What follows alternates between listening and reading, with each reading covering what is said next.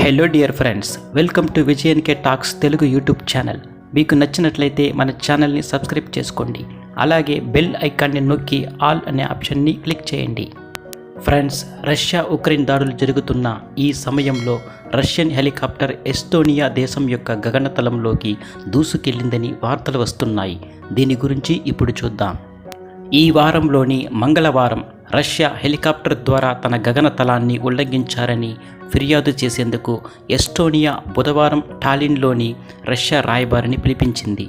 అంతేకాకుండా ఎస్టోనియా దీనిని చాలా తీవ్రమైన మరియు విచారకరమైన సంఘటనగా పరిగణిస్తుంది. ఇది పూర్తిగా ఆమోదయోగ్యం కాదు అని దాని విదేశాంగ మంత్రిత్వ శాఖ తెలిపింది. రష్యా ఉక్రెయిన్పై దాడి చేయడం ప్రారంభించినప్పటి నుండి పశ్చిమ దేశాలతో సహా కొన్ని ఆసియా దేశాలు కూడా ఉక్రెయిన్కు మద్దతుదారులుగా ఉండడం గమనార్హం. అదేవిధంగా రష్యాపై అనేక ఆంక్షలు కూడా విధించడం జరిగింది.